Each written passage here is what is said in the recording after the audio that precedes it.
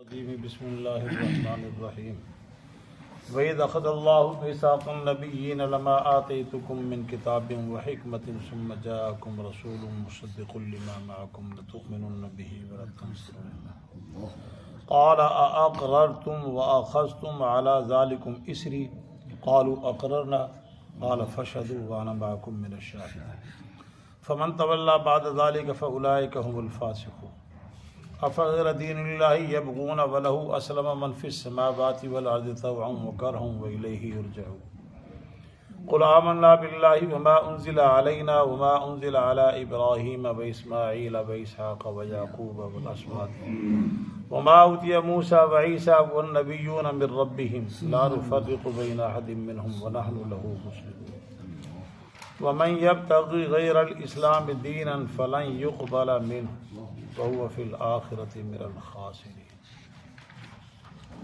سبحانك لا علم لنا إلا ما علمتنا إنك أنت العليم الحكيم رب اشرح لي صدري ويسر لي أمري واحلل عقدة من لساني يفقهوا قولي رب زدني علما وارزقني فهما اللهم صل على سيدنا ومولانا محمد وعلى آل سيدنا ومولانا محمد وبارك وسلم عليه یا رب صلی وسلم دائما ابدا علی حبیبک خیر الخلق کلہم هو الحبیب الذی ترجى شفاعته لكل حول من الاحوال مقتحم ما ان مدحت محمدا بمقالتی ولكن مدحت مقالتی بمحمد ہزار بار بشویم دہن بمشک و غلاب ہنوس نام تو گفتن کمال بے ادبی ولی اظہر دو عالم من فقیر روز محشر عذر ہائے من پذیر گر تمہیں بینی حسابم ناگزیر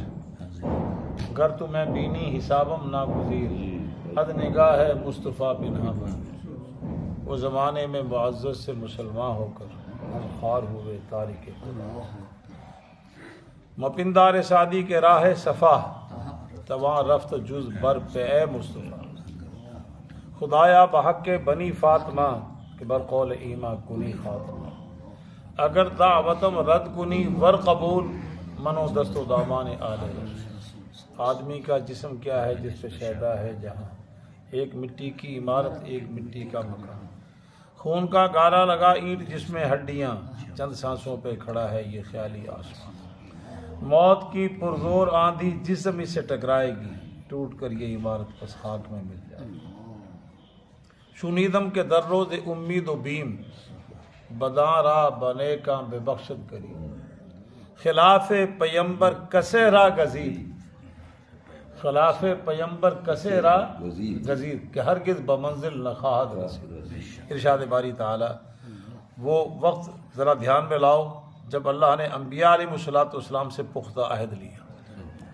کیا عہد لیا جب میں تمہیں کتاب اور حکمت دے چکا ہوں پھر آئے تمہارے پاس ایک عظیم الشان پیغمبر اور وہ عظیم الشان پیغمبر اس چیز کی تصدیق کرے جو تمہارے پاس تو تمہیں ضرور برضرور اس پہ ایمان لانا ہوگا اور ضرور برضرور اس کی مدد کرنی ہوگی قال اقررتم اللہ نے فرمایا کیا تم نے اقرار کر لیا واخذتم علی ذالکم اسری اور لے لیا تم نے اس پر میرا پکا عہد قالوا اقررنا سب نے کہا ہم نے اقرار کر اللہ نے فرمایا پس گواہ رہو میں بھی تمہارے ساتھ گواہوں میں سے اس عہد و پیمان پہ تم بھی گواہ ہو جاؤ اور میں اللہ بھی گواہ ہوں فمن تولا بعد ذالک جس نے بھی اس کے بعد منہ پھیرا پس وہی لوگ فاسق نافرمان کیا اللہ کے دین کے علاوہ تلاش کرتے ہیں وہ کوئی اور دین درا حال ہے کہ اسلم اسی کی فرما بردار ہے اسی کی مطیع ہے ہر وہ چیز جو آسمان میں ہے جو زمین میں توان کر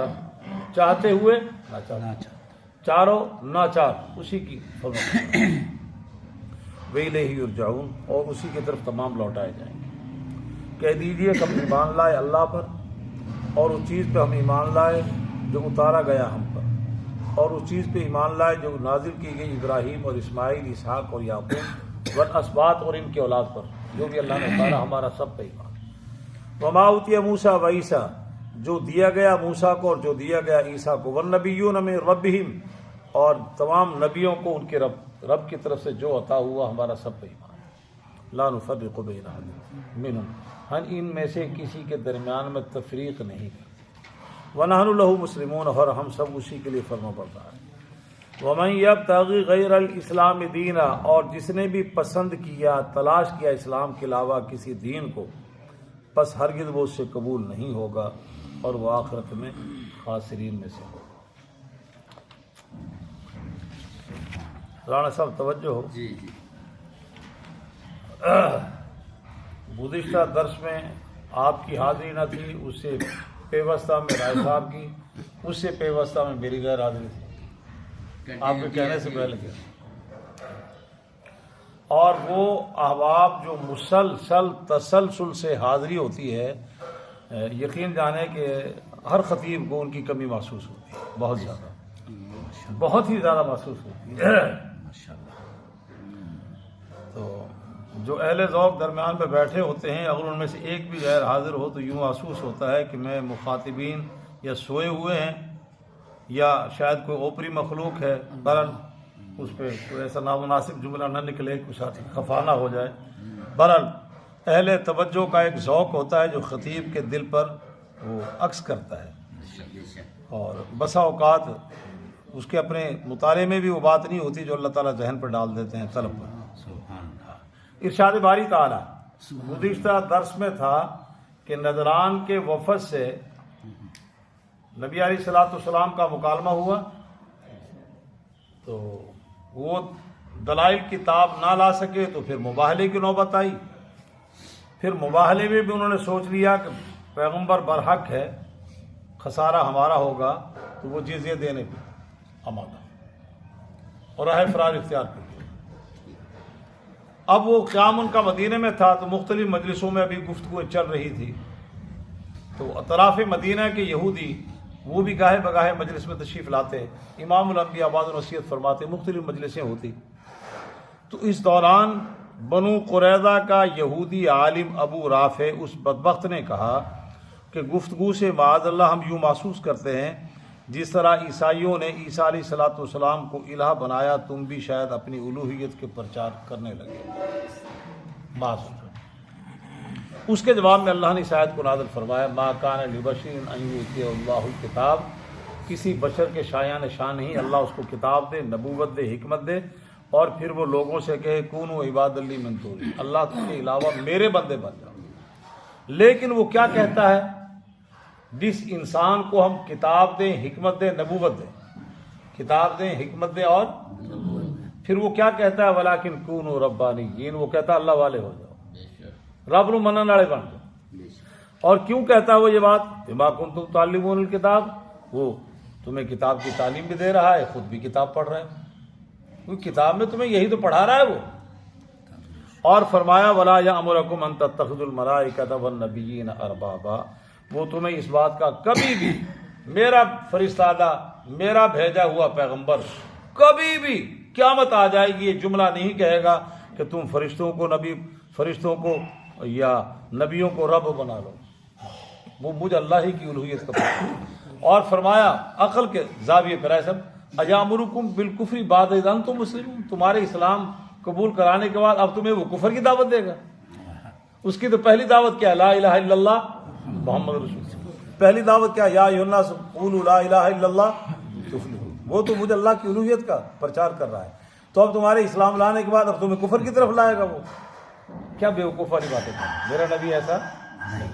اس کے بعد اب جو موضوع سخن دوبارہ وہ آتا ہے کہ اللہ نے ایک اس عالم کائنات میں اللہ نے کچھ عہد و پیمان لیے، اور یہ قرآن میں جب ہم دیکھیں تو مختلف زاویے سے ہمیں عہد و پیمان نظر آئیں گے۔ رانا صاحب ایک عہد و پیمان وہ ہے جو اللہ نے پوری اولاد آدم کی عالم ارواح میں تمام روحوں سے ایک عہد لیا، وہ سورہ اعراف کے اندر اور 9ویں سپارے میں ہے، وَإِذْ أَخَذَ رَبُّكَ مِنْ بَنِي آدَمَ مِنْ ظُهُورِهِمْ ذُرِّيَّتَهُمْ وَأَشْهَدَهُمْ عَلَىٰ أَنفُسِهِمْ أَلَسْتُ بِرَبِّكُمْ، تمام اولاد آدم یعنی ان کی ارواح سے ہم نے پوچھا، عہد لیا، الست بربکم، کیا میں تمہارا رب نہیں ہوں؟ تو سب نے کیا کہا بیک زبان؟ قالوا بلا، ہاں آپ ہی ہمارے رب۔ یہ عالم ارواح میں پوری اولاد آدم سے عہد لیا۔ ایک اور عہد کا ذکر ہے، اس پہ حضرت علی رضی اللہ تعالیٰ عنہ کے شاگرد وہ بھی ایک عہد کا ذکر فرماتے ہیں، ایک حضرت عبداللہ بن عباس رضی اللہ تعالیٰ عنہ کے شاگرد وہ آپ سے تفسیری جملہ نقل کرتے ہیں، تو وہ دونوں کا خلاصہ کہ وہ یہ عہد لیا، اللہ نے ایک عمومی عہد لیا انبیاء علیہ الصلوۃ والسلام سے، اور ایک خصوصی عہد لیا۔ ایک عہد جس کا ذکر سورہ احزاب میں ہے، وَإِذْ أَخَذْنَا مِنَ النَّبِيِّينَ مِيثَاقَهُم مِّنكَ وَمِن نُوحٍ وَإِبْرَاهِيمَ وَمُوسَىٰ وَعِيسَىٰ ابْنِ مَرْيَمَ وَأَخَذْنَا مِنْهُم مِّيثَاقًا غَلِيظًا۔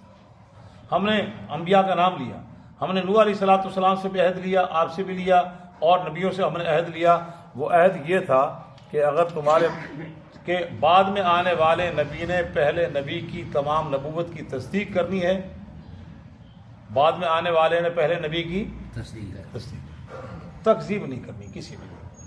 آدم علیہ الصلوۃ والسلام سے بعد میں آنے والا سلسلہ جو چلا ہے، چلتے چلتے چلتے عیسیٰ روح اللہ تک، ہر ایک نے اپنے سے ماقبل کی تصدیق کی، ہر ایک نے اپنے سے ماقبل کی تصدیق کی۔ یہ کرنا ایک اللہ جل جلالہ امن والو نے تمام انبیاء علیہ الصلوۃ والسلام سے عہد لیا، اور اس کو ایک عملی جامہ بھی پہنایا۔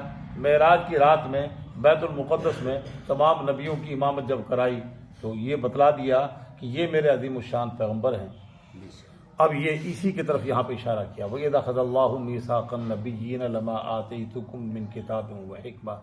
اس وقت کو ذرا دھیان میں لاؤ جب اللہ نے نبیوں سے عہد لیا، جب میں تمہیں کتاب دے دوں، حکمت دے دوں، پھر تمہارے پاس ایک عظیم الشان پیغمبر آ جائے، اور وہ پیغمبر بھی کیسا ہو، رسول مصدق لما معکم، جو تمہارے پاس ہے اس کی وہ تصدیق کر رہا ہے کہ انجیل والا بھی صحیح، توریت والا بھی صحیح، زبور والا بھی صحیح، اور صحیفوں والے بھی تمام انبیاء کی وہ تصدیق بھی کریں۔ تو فرمایا تو پھر لتؤمنن بہ ولتنصرنہ، تمہیں ضرور بضرور اس پہ ایمان لانا ہوگا اور اس کی مدد کرنا ہوگا۔ یہ اور اس کو عملی شکل میں وہ اللہ جل جلالہ و من والوں نے معراج کی رات بیت المقدس میں تمام انبیاء کو جمع فرمایا، پھر جبریل کو حکم دیا، اور آپ نے آپ کا بازو پکڑ کے مصلی پہ کھڑا کر کے کہا کہ آپ امامت کرائیں۔ امام الانبیاء کا یہ اعزاز دیا، امام الانبیاء کا یہ اعزاز دیا کہ وہ آدم علیہ الصلوۃ والسلام سے لے کے عیسیٰ روح اللہ تک تمام انبیاء اس میں جمع ہیں، اور ان کی امامت کس نے کرائی؟ امام الانبیاء جناب محمد الرسول اللہ صلی اللہ علیہ وسلم۔ تو یہ عہد لیا گیا۔ ہاں اب یہ اگر ہم ظاہری طور پہ دیکھیں تو اس عملی شکل اس عہد کی نظر نہیں آ رہی۔ ہر نبی اپنے دور اپنا وقت گزار کے چلا گیا، پہلے کی تصدیق کی، بعد میں آنے والے نے اس کی تصدیق حتیٰ کہ امام الانبیاء پہ تشریف لے آئے۔ اب آپ کے آنے کے بعد کوئی نبی نظر تو آ نہیں رہا، لتؤمنن بہ ولتنصرنہ اس کا مصداق بنے، تو اللہ جل جلالہ و من والوں نے عیسیٰ علیہ الصلوۃ والسلام کو زندہ آسمانوں پہ اٹھا لیا۔ ڈاکٹر صاحب عیسیٰ علیہ الصلوۃ والسلام کو زندہ آسمانوں پہ اٹھایا، اور قرب قیامت میں ان کا نزول ہوگا، قرب قیامت میں ان کا نزول ہوگا۔ اور حسن اتفاق سے میرا جو موضوع ہے جمعے کا وہ تقریباً 4 جمعوں پہ مشتمل وہ علامات قیامت پر مضمون چلا، تو ان میں 6 بڑی بڑی نشانیاں وہ رہ رہی ہیں، مارد وجود میں ابھی نہیں آئی، باقی تمام نشانیاں جتنی حدیث میں ہیں سب مارد وجود میں آ چکی ہیں۔ ایک بھی نشانی ایسی نہیں جو اللہ کے نبی نے فرمائی ہو اور وہ مارد وجود میں اب تک نہ چکی۔ اب صرف مسئلہ رہ گیا، اب ترتیب سے سب سے پہلے امام مہدی کا ظہور ہوگا، پھر انہی کی حیات طیبہ میں عیسیٰ علیہ الصلوۃ والسلام کا نزول ہوگا، اور یہ ان کی رفاقت کا 7 سال کا دور ہوگا۔ کتنا؟ 7 سال۔ امام مہدی اپنی طبی عمر انتقال فرما جائیں گے، اور پھر عیسیٰ علیہ الصلوۃ والسلام ان کے بعد 33 سال حکومت کریں گے۔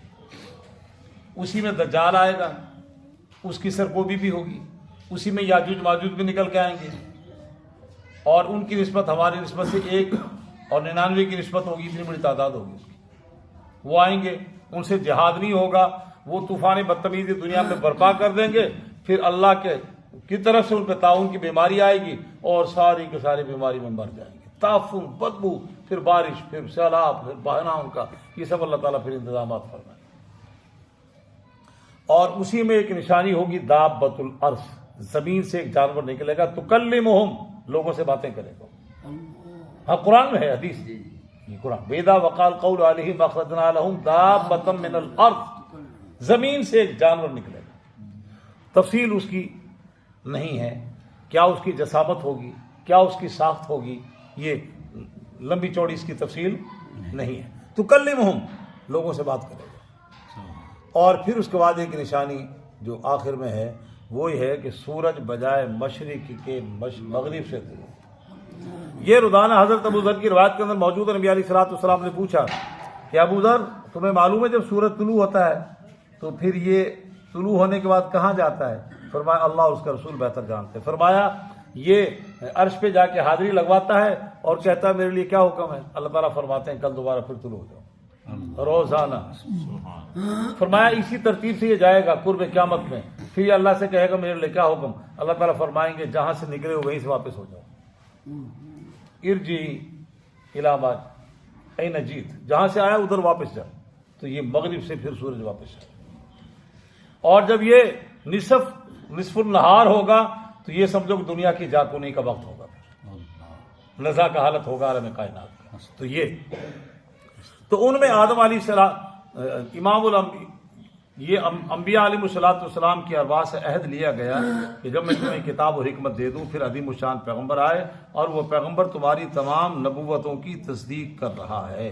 تو یہاں سے مسئلہ ذہن میں رکھیں، اہل سنت والجماعت کا عقیدہ ہے ہر آنے والا پیغمبر اپنے سے ماقبل نبی کی نبوت و رسالت کی تصدیق کرتا ہے، اس کی تکذیب. چنانچہ ایک نبی کا بھی دوسرے نبی سے اختلاف موجود روح زمین کے تمام انبیاء تصدیق کی تصدیق ہے، تکذیب کسی کی نہیں. اور اسی بنیاد پر علماء کرام نے لکھا ہے کہ اولیاء کرام علماء ربانیین یہ بھی نبی کے وارث ہیں. تو یہ بھی ہر دور میں اپنے اپنے علاقوں میں ایک ولی دوسرے ولی کی تصدیق کرتا ہے، تکذیب اس کو جھٹلاتا، اس کے خلاف بدگمانیاں پیدا، وہ اس کا احترام سے نام لیتا ہے اور کہتا ہے کہ وہ اپنے علاقے میں دین کا کام کر رہا ہے. بلکہ یہاں تک بھی کہتے ہیں کہ وہ مجھ سے اعلیٰ ہے، مجھ سے افضل ہے. اس پہ ہمارے تاریخ کے اولیاء کرام کے بے شمار واقعات ہیں، بے شمار واقعات. مولانا رشید احمد گنگوئی رحمۃ اللہ علیہ، مولانا قاسم نانوتوی رحمۃ اللہ علیہ ایک استاد کے دونوں شاگرد ہیں. مزاج میں فرق ہے، مزاج میں فرق ہے. نانوتوی رحمۃ اللہ علیہ ان پہ فقر و فاقہ کا مستی تھی، ذوق تھا ان کا، سادہ کپڑے. حضرت گنگوئی رحمۃ اللہ علیہ ان کا مزاج تھا جوتے بھی شاہانہ، کپڑے بھی شاہانہ. اور یہ مزاج نبوت میں بھی انبیاء میں بھی نظر آ رہا ہے. سلیمان علیہ الصلوۃ والسلام کی زندگی، داؤد علیہ الصلوۃ والسلام کی ہے منفرد چند عمومی طور. مولانا قاسم نانوتوی رحمۃ اللہ علیہ کی مجلس میں تذکرہ چلا کہ حضرت گنگوئی رحمۃ اللہ علیہ جہاں تک ان کی علم کی بات ہے مولوی بہت بڑا ہے. اس کو ایشیا کا ابو حنیفہ کہتے تھے. فقیہ العصر کے خطاب دیا گیا تھا مولانا رشید احمد گنگوئی رحمۃ اللہ علیہ.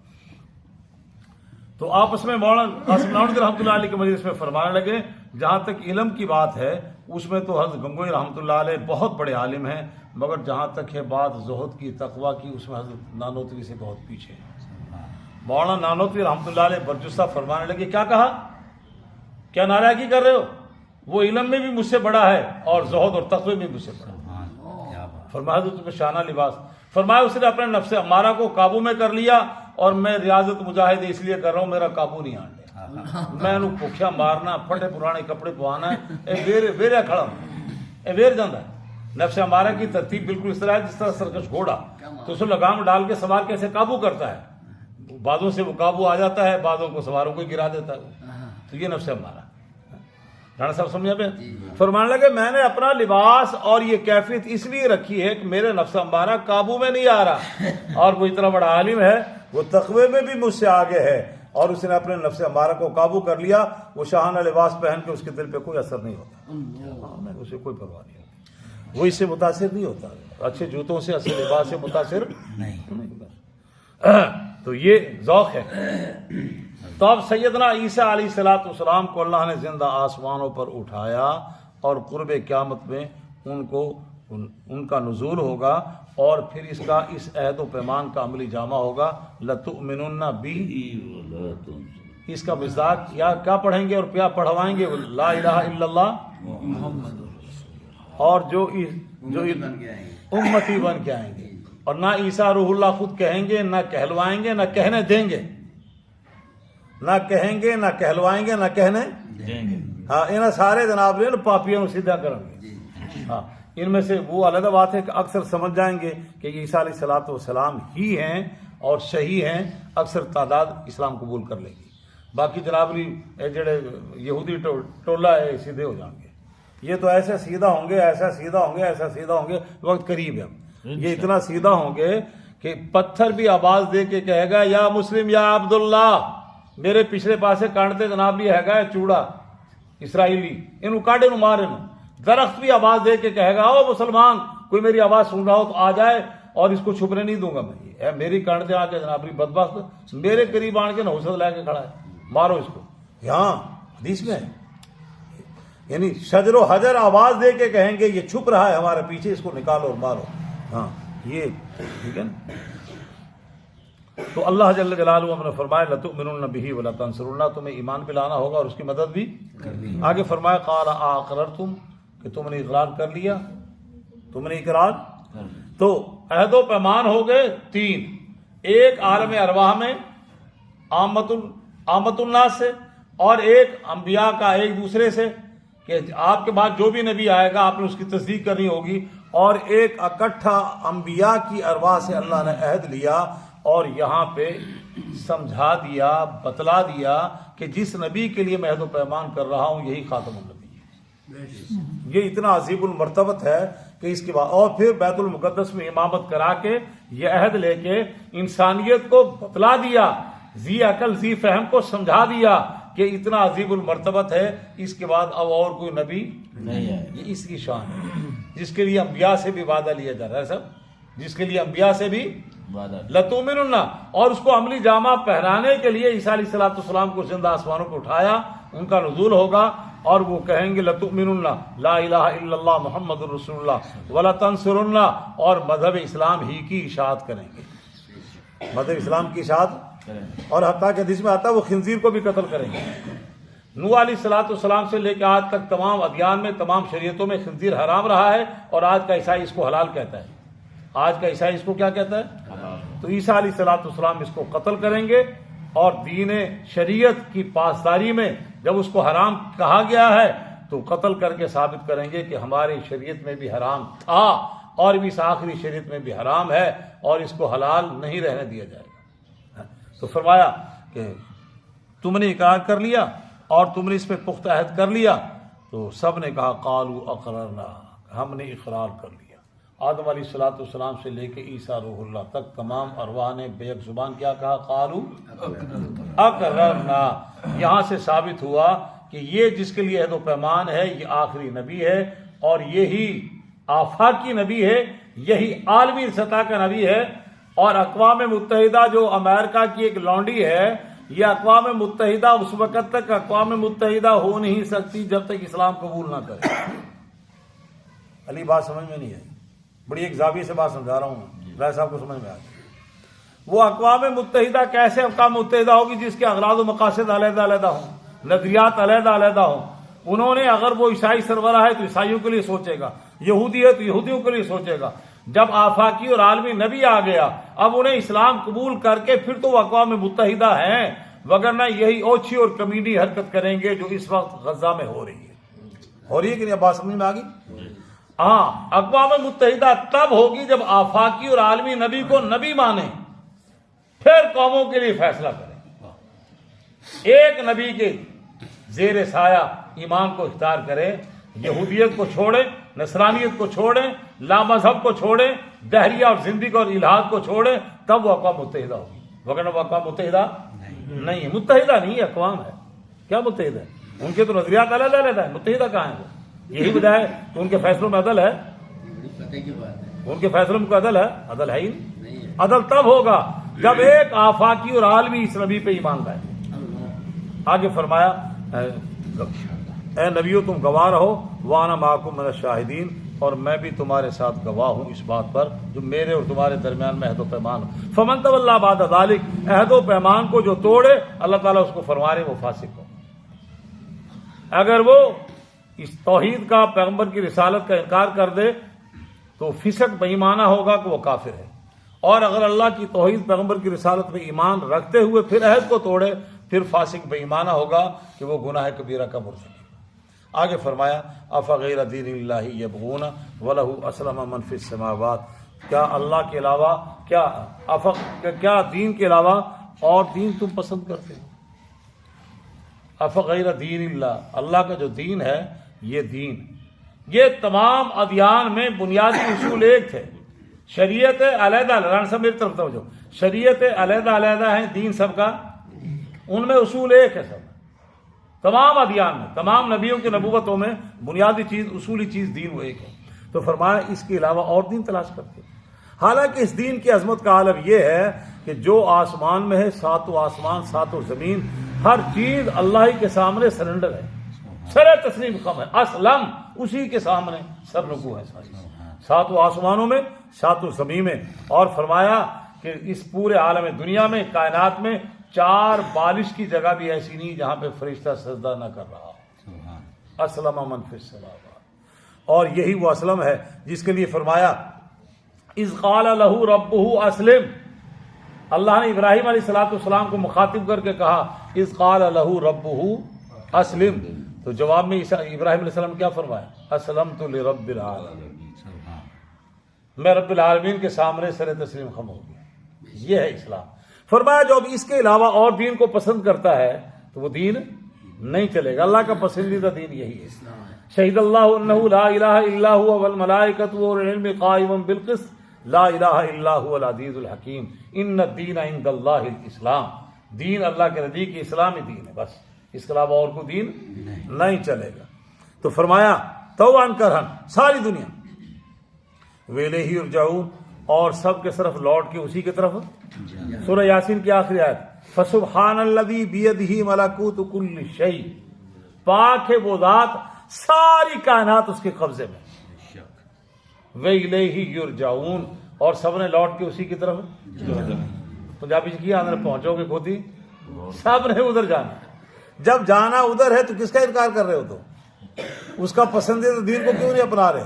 اس کے علاوہ اور دینوں کو اختیار کر رہے ہو تم۔ اور فرمایا قل آمنا باللہ وما انزل علینا، کہہ دیجئے ہم اللہ پہ ایمان لائے، کہہ دیجئے کہ ہم اللہ پہ، اللہ کی ذات پہ ایمان، اللہ کی صفات پہ ایمان، کہ وہی علیم کل ہے، وہی قادر مطلق ہے، وہی اس کائنات کا مختار کل ہے، وہی اس کائنات میں حاضر و ناظر ہے، اور وہی موت و حیات کا مالک ہے، وہی نفع نقصان کا مالک ہے، یہ ہے اللہ پہ ایمان۔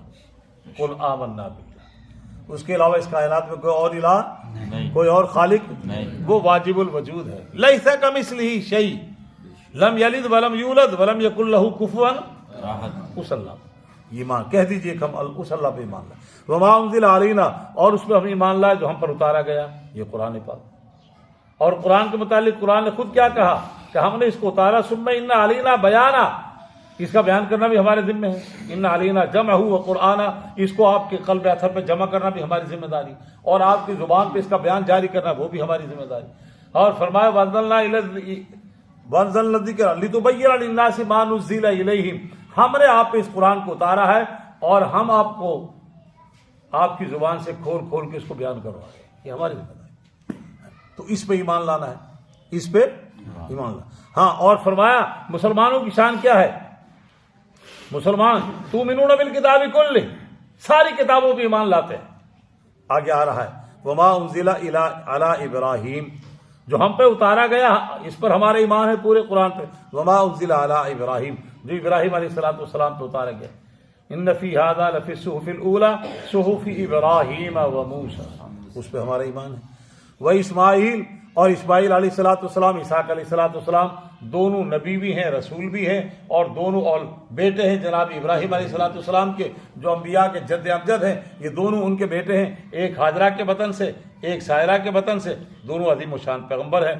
اور پھر اسماعیل کے اولاد میں سے امام الانبیاء ہیں، اور اسحاق کی اولاد میں سے جناب یعقوب ہیں، ان کا علیحدہ ذکر ہے، ان پہ بھی ہم ایمان لائے۔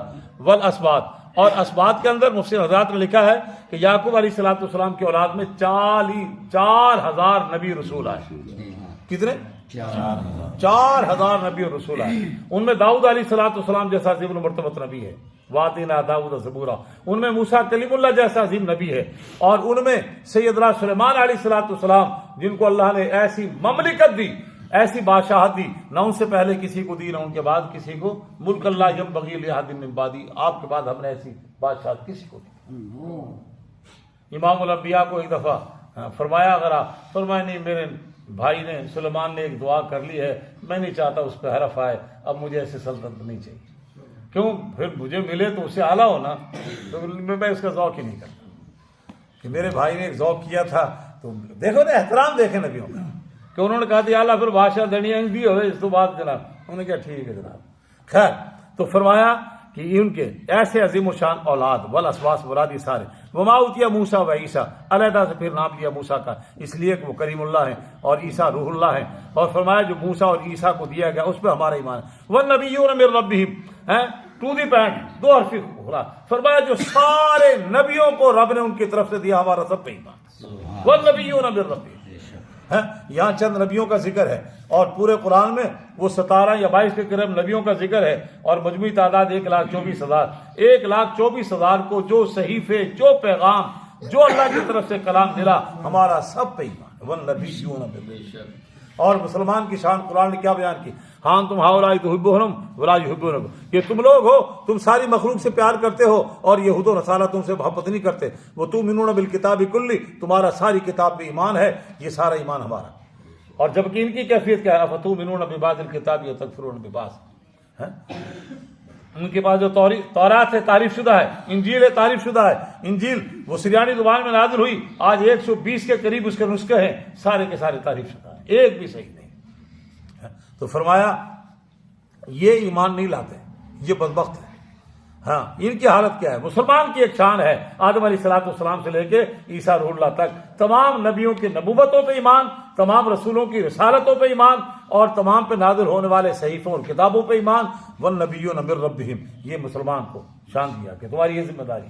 اب یہودیوں کی حالت کیا ہے، یہودی عیسیٰ علیہ السلام کا انکار کرتے ہیں، اور عیسیٰ علیہ السلام اور ہمارے نبی کا بھی انکار کرتے ہیں، اور عیسائی وہ سارے نبیوں کو مانتے ہیں، ہمارے نبی کا انکار کرتے ہیں، جبکہ قرآن نے کیا کہا، لا نفرق بین احد منہم، ہم ان میں سے کسی کے درمیان میں تفریق نہیں۔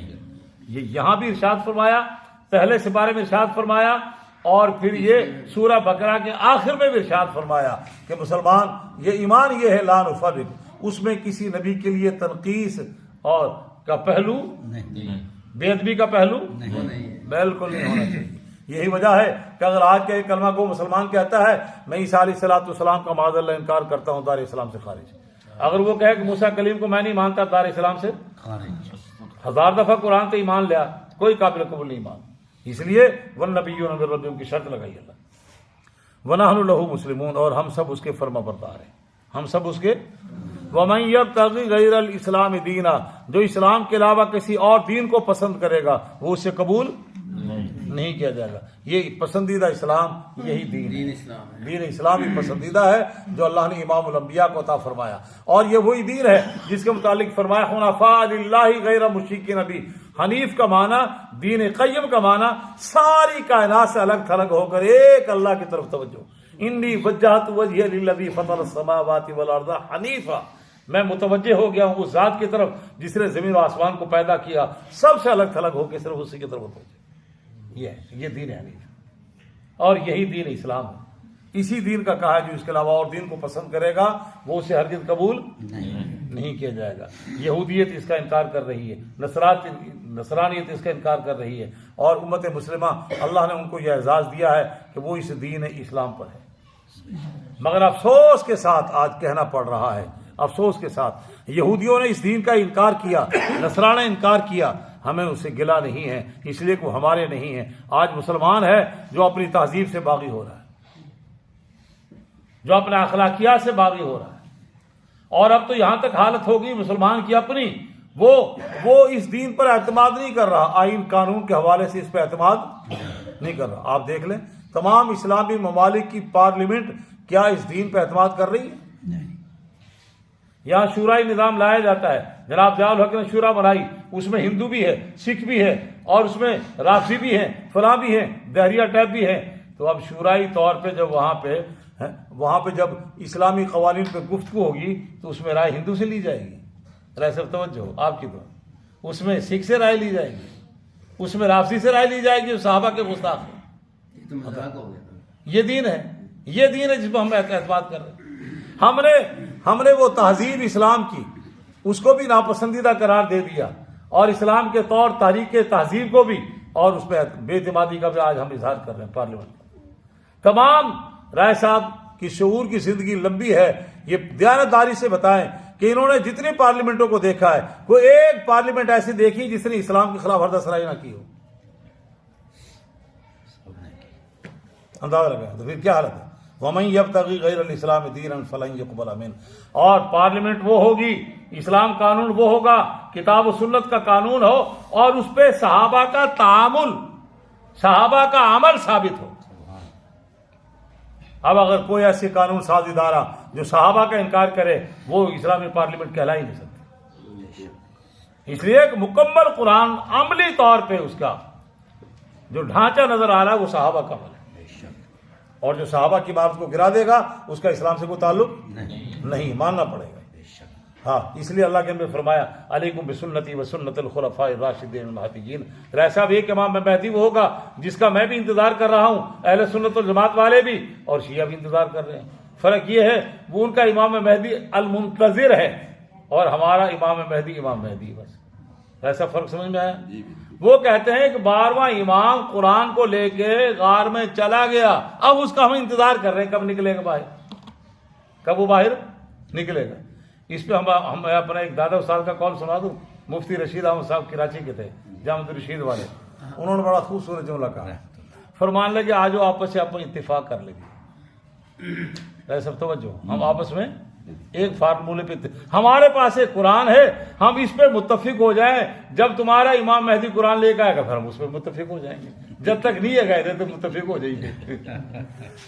چونکہ اس نے آنا نہیں، اور جو آئے گا وہ اسی کا پیروکار ہوگا، اس نے آنا جو غائب ہے وہ بچہ جب بھج کے چلا گیا، عجیب، اس نے آنا اور جو آئے گا اسی پہ عمل کرے گا۔ امام مہدی جو اہل سنت والجماعت کا جو مہدی، اسی کو پڑھے گا، اسی کو پڑھائے گا، اسی کی تعلیمات پہ عمل کرے گا۔ تو مفتی رشید صاحب فرمانے لگے آجو جنابلی فرقہ بندی ختم کریے، جب تو آڈا آ جائے گا وہ دیتے عمل کر لیں گے، جب تک نہیں ہے گا تو دیتے عمل کر لئیے، دیتے عمل کر لئیے، وہ اس طرف آئے کہتے ہیں اوکھا کام ہے۔ اس لیے کہ اس میں تو پھر ہمیں ابو بکر عمر عثمان علی سب کو ماننا پڑے گا، سب ابو بکر کو ماننا پڑے گا۔ لا تحزن ان اللہ معنا، غم نہ کر ہمارے ساتھ اللہ ہے، غم نہ کر۔ یہ اللہ، یہ کس کو کہا جائے، اس کا مخاطب کون ہے؟ ثانی اثنین اذ ہما فی الغار، دو کا دوسرا جب وہ دونوں غار میں تھے، کون ہے؟ تو فرمایا ومن یبتغی غیر الاسلام، تو آج گلہ اوروں سے نہیں، گلہ اپنے لوگوں سے ہے۔ اس لیے وہ کلام اقبال کیا ہے جی، تعظیم میں تم ہو نصارہ، تمدن میں ہنود، یہ ہے مسلمان جنہیں دیکھ کے ہماری جناب شکلیں، ہولیے، ٹائی، فلاں فلاں فلاں فلاں، کیا تہذیب ہے ہماری؟ اسلامی تہذیب ہے؟ قانون اسلامی ہے؟ کچھ بھی نہیں۔ ایسے ایسے پھبتیاں اسلام کے خلاف کسی جاتی ہیں، اور پارلیمنٹ میں بیٹھ کے ایسے کفریہ جملے استعمال کیے جاتے ہیں۔ شیخ الحدیث مولانا حسن جان رحمۃ اللہ علیہ جنہوں نے ولی خان کو ہرایا، اور جب پارلیمنٹ میں گئے تو پارلیمنٹ میں جانے کے بعد انہوں نے مولانا فضل الرحمان دامت القاسم سے کہا مولانا الیکشن لڑنے کا طریقہ تو میرے سمجھ میں آ گیا، آپ کے کہنے پہ میں نے الیکشن لڑا ہے، تو اس گند میں نہیں رہنا چاہتا، یا تو تعفن ہے کفر کا، اور اتنی بو ہے میرے لیے سانس لینا مشکل ہو رہا ہے اسلام کے مطابق یہاں پہ، میں اس سے نکلنا چاہتا ہوں، آپ مجھے یہ بتائیں نکلنے کا کیا طریقہ ہے؟ مولانا فضل الرحمان سے کہا، ان کا جناب یہاں سے نکلنا نہیں ہے، یہیں پہ ہم نے اسلام کی آواز اٹھانی ہے، اور ان بدبختوں کو ہم نے اسلام کا راستہ دکھلانا ہی نہیں کو۔ حضرت میں آپ کو اس لیے لے کے نہیں آیا کہ یہاں سے بھاگے، آپ بھاگ کے مجھے اکیلے کو چھوڑیں گے؟ یہاں پہ اسلام کا ڈھنڈورا پیٹنا ہے، یہاں کی اسلام کی حقانیت کو ہم نے لے کے چلنا ہے، اور ان کی آنکھوں میں آنکھ ڈال کر ہم نے ان کے جوابات دینے ہیں۔ اور ہمارے بڑوں نے یہیں پہ قادیانیت کو للکارا، اور یہ اسلام کے خلاف ہردہ سرائی کریں گے، قانون سازی کریں گے، ہم نے قانون سازی نہیں ہونے دیں گے، باوجود ایک ہم اقلیت میں ہیں، نہیں چلنے دیں گے، ہے نا؟ اقلیت میں ہے نا علماء کرام، مگر ساتھ ہی تھے، صرف پوری پارلیمنٹ میں بھاری ہو گئے تھے جب قادیانوں کو کافر قرار دیا۔ اب بھی الحمدللہ تھوڑے سے ہیں، مگر کیا مجال ہے اسمبلی کے اندر جناب علی کوئی اسلام کے خلاف قانون سازی، وہ جناب علی گڑھوں پہ اندر ٹوٹ ٹوٹ کے، اور پوری دنیا کا واحد ایک اسلامی ریاست ہے پاکستان جہاں علماء سیاست میں حصہ لیتے ہیں، اور جب قادیانی کو کافر قرار دلوایا تو رائے صاحب پھر قادیانوں نے پتہ کیا پروپیگنڈا کیا، مولوی کو کیا کام سیاست سے، مولوی کا کام حجرے سے بے آرام نظروں نظرانے لے نمازاں پڑھاوے، مولوی کا کام کی سیاست ہے، کیونکہ مولوی سیاست چاہ کے سانو لے بیٹھا، ہم پارلیمنٹ کا بھی ہمیں کافر قرار نہ دیتی اگر یہ مولوی نہ ہوتے، اس واسطے اب انہوں نے سوچا چھوڑا، اور وہ ایسا جناب ان کا میڈیا چلا، ایسا چلا، ہوں ساری بندے کہنے مولوی کا کی کام، اسمبلی جی عمران خان ورگا ہونا چاہیے، ساری دنیا یورپ کی تہذیب بھی آئے، سارا رکھ رکھاؤ ہے، اکھیاں بھی ٹھنڈی ہو، سارا کام چلتا رہے جناب، اس طرح کا جناب سب ہر چیز کو فروغ ملے، کوئی قانون، کوئی ضابطہ، کوئی اخلاق نہ ہو، کوئی تہذیب نہ ہو، یا پھر جناب میاں صاحب بھی کچھ بیچارے حرکتیں کر لیتے ہیں، وہ تھوڑے سے ڈر جاتے، یہ ڈرتا نہیں تھا، بالآخر اپنے انجام کو پہنچے تو فرمایا وَمَن يَبْتَغِ غَيْرَ الْإِسْلَامِ دِينًا، اسلام کے علاوہ جو بھی اور دین اختیار کرے گا فَلَن يُقْبَلَ مِنْهُ، وہ اسے ہرگز قبول وَهُوَ فِي الْآخِرَةِ مِنَ الْخَاسِرِينَ، اور آخرت میں وہ خاسرین میں سے ہوگا۔ اللہ جل جلالہ من والو ہمیں اسلامی تہذیب، اسلامی تمدن، اسلامی عقائد، انہی پہ وابستگی، انہی پہ زندگی، اسی پہ خاتمہ اللہ ہمیں نصیب فرمائے۔